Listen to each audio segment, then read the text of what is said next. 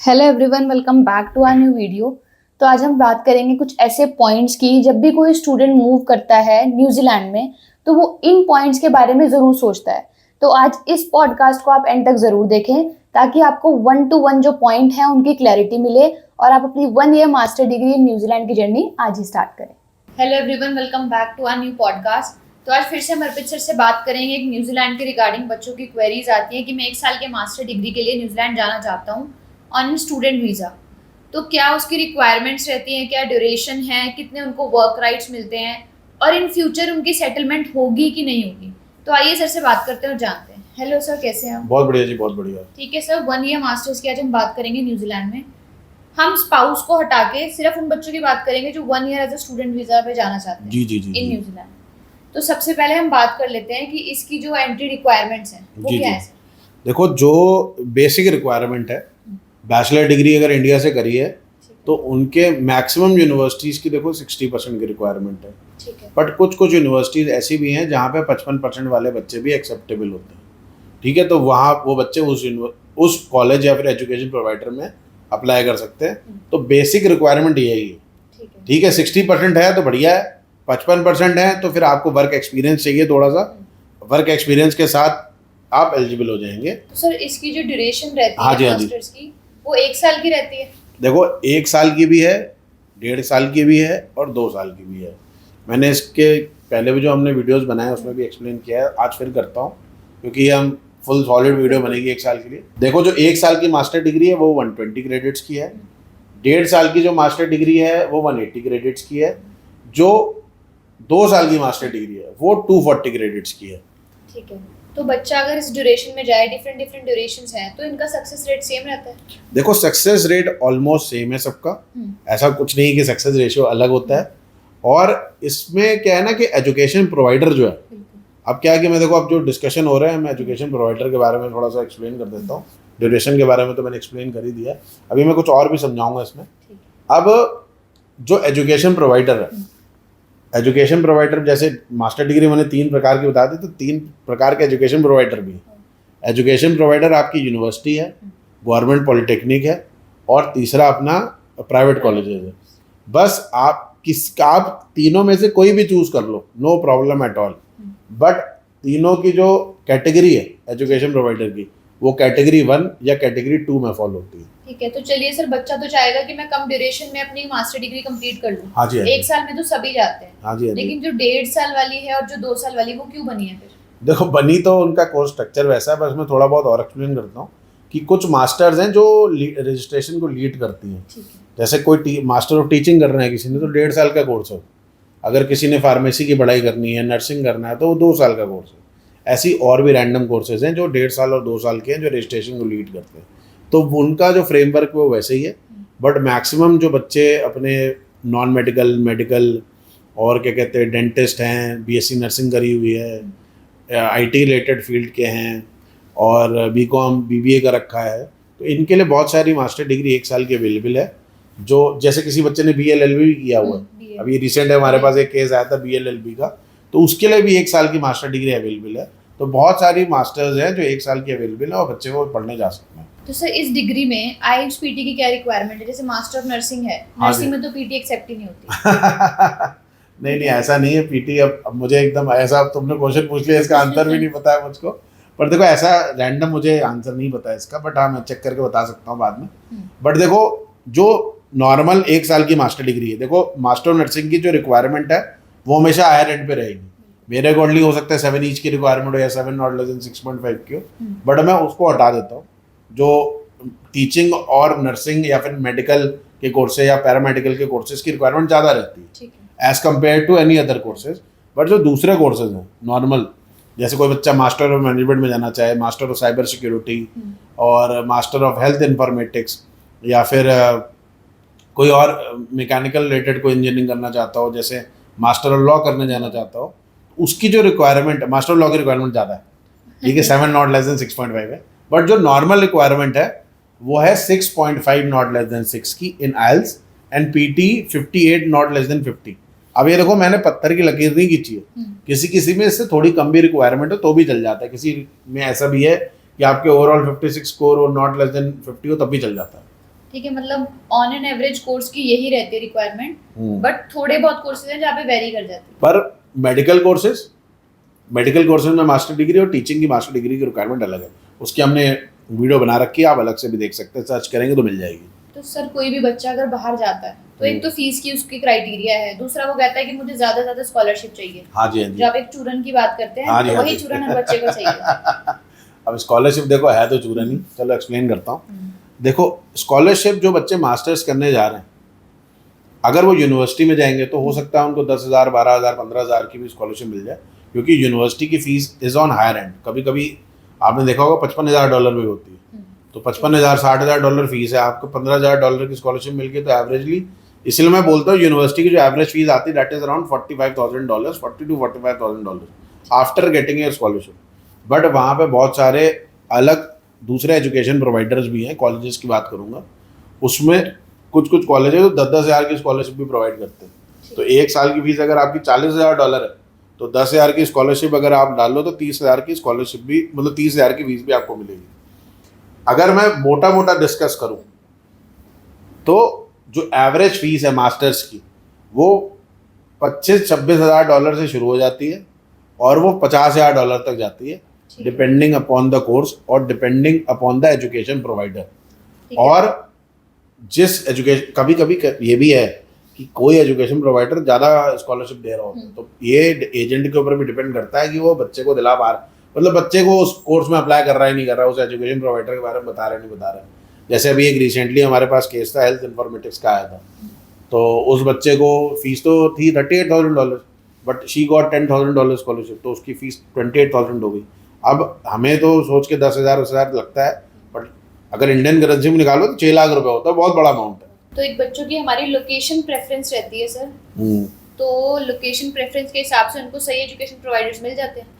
देखो 80-90% सिनेरियो में तो मिल जाते हैं। अब जो लोकेशन की आपने बात करी है, देखो कोई ऐसा ऑस्ट्रेलिया का माफिक तो है नहीं इसमें कि आप रीजनल एरिया में जाओगे तो एक्सटेंडेड वर्क परमिट मिलेगा, पीआर के पॉइंट मिलेंगे। न्यूजीलैंड में एक चीज़ अच्छी है भैया, कहीं भी पढ़ो 3 साल का वर्क परमिट मिलेगा ही मिलेगा, खत्म कहानी। मास्टर्स करो 3 साल का वर्क परमिट लो, तो मैक्सिमम बच्चे ऑकलैंड चूज करते हैं। ठीक है, कैपिटल तो लेकिन वेलिंगटन है, बच्चे ऑकलैंड अरे देखो फाइनेंशियल कैपिटल है ना, तो वो मतलब वो फाइनेंशियल कैपिटल तो अपनी ऑकलैंड है, वो अपनी पॉलिटिकल कैपिटल है। जैसे हमारे जो इंडिया में क्या है कि जो पॉलिटिकल कैपिटल है, जो डिसीजन होते हैं वो दिल्ली से लिए जाते हैं, but the financial capital of India is Mumbai. ऐसे ही वहाँ का भी सिस्टम है। सेम आपका ऑस्ट्रेलिया का भी है, कैपिटल इज कैनबरा, बट बहुत सारी चीज़ें मेलबर्न से चलती है, जैसे सिडनी चलती है वैसा। देखो मैक्सिमम बच्चे ऑकलैंड चूज करते हैं क्योंकि 1/3 of the New Zealand population lives in Auckland. But इसके अलावा बच्चे क्राइस्टचर्च पढ़ने जाएँ तो क्राइस्टचर्च चले जाएँ, कोई बच्चा वेलिंगटन पढ़ने जाता है तो वेलिंगटन चला जाए, तो बहुत सारे हैमिल्टन बच्चे जाना चाहते हैं, वहाँ भी ऑप्शन अवेलेबल है।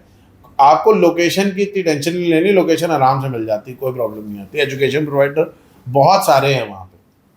1 साल की मास्टर डिग्री के बाद क्या वर्क राइट्स रहते हैं?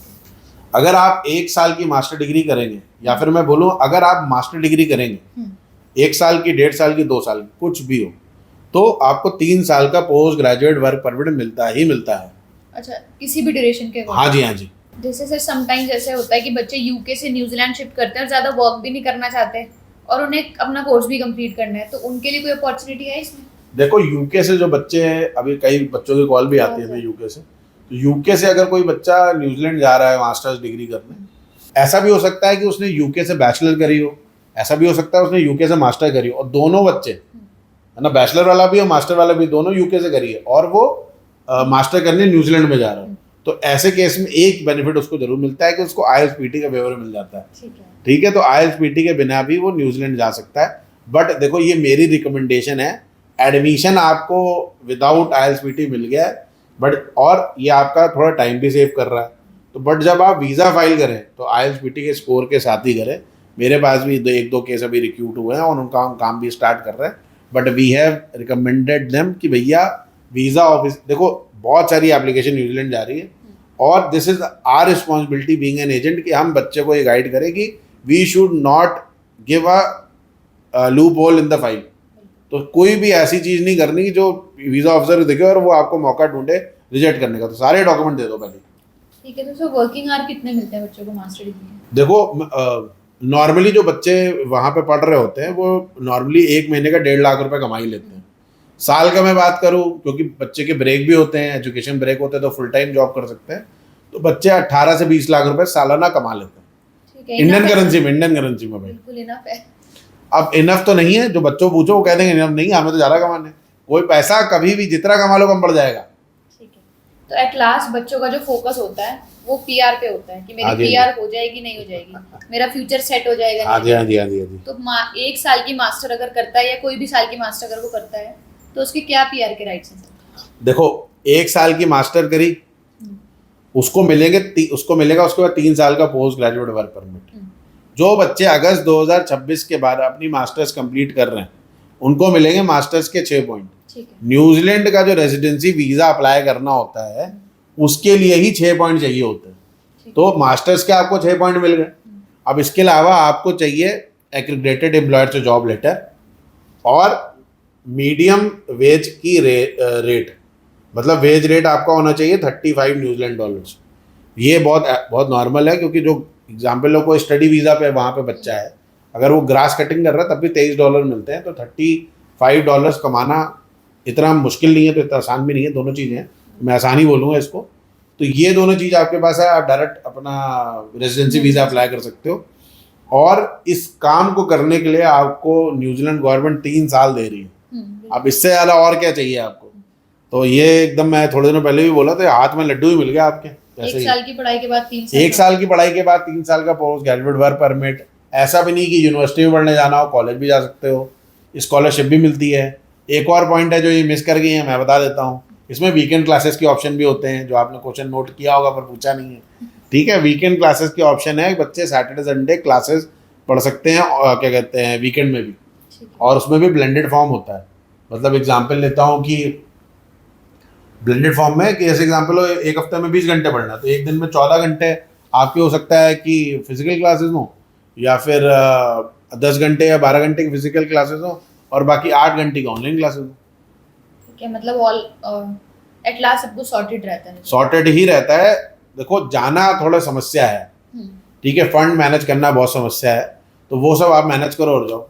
ठीक है सर, फंड्स की आपने फिर से बात छेड़ी है, तो फंड्स कितने महीने पुराने चाहिए और कौन से फंड्स एक्सेप्ट होते हैं? देखो, हमने इसके लिए फंड्स इन न्यूजीलैंड की पूरी वीडियो बना रखी है, फिर भी अगर डिस्कशन हुआ है तो मैं अमाउंट बता देता हूँ। देखो, अगर 1 साल के लिए आपको जाना है, 1 साल की मास्टर्स के लिए, तो आपके पास मिनिमम 30 या 32 लाख रुपीज़ अगर हैं 6 मंथ्स ओल्ड, ठीक है, without any source 6 months old पैसा पड़ा हुआ है सेविंग अकाउंट में, तो भी एक्सेप्टेड है। मैक्सिमम 45-47 लाख तक, क्योंकि अगर आपकी फीस बढ़ेगी, एग्जाम्पल लो आपको कोर्स ड्यूरेशन 1 साल का ही है, बट आपने कोई यूनिवर्सिटी चूज कर ली जिसकी फीस $50,000 है, तो $50,000 ऐड करोगे ना आप, तो फिर तो आपको फीस बढ़ी जाएगी। इसकी कैलकुलेशन थोड़ा बता देता हूँ। कैलकुलेशन में 3 पॉइंट है, बार बार 3 पॉइंट ही छेड़ देता हूँ मैं। पहला है आपकी ट्यूशन फीस। ट्यूशन फीस में वेरी, क्योंकि एजुकेशन प्रोवाइडर में वेरी करती है। जो आपने 25 से 50 बताया। 25, हाँ नहीं 25 नहीं, $26,000 से $50,000 कुछ भी हो सकती है। ठीक है, दूसरी है आपका लिविंग एक्सपेंस। लिविंग एक्सपेंस 1 साल के $20,000 होते वो हैं, फिक्स्ड है। वो फिक्स्ड है। तीसरा है आपका ट्रेवल का। ट्रेवल का आप लगा लो $3,000। तो आप कोई भी स्टूडेंट है, इस तीनों को कैलकुलेट करो, उसको जो डॉलर रेट चल रहा है उसमें, जो डॉलर रेट अगर 57 चल रहा है तो 58 से मल्टीप्लाई करो, जो नंबर आए उतने फंड आपको चाहिए, सिंपल। और उतने नहीं चाहिए, उससे थोड़े एक्स्ट्रा चाहिए। अगर आपकी कैलकुलेशन 30 लाख आती है तो 32 बोलो, 32 करने हैं। अगर 32 आती है तो 35 करने हैं। थोड़ा एक्स्ट्रा दिखाएंगे तो ही फायदा है भाई।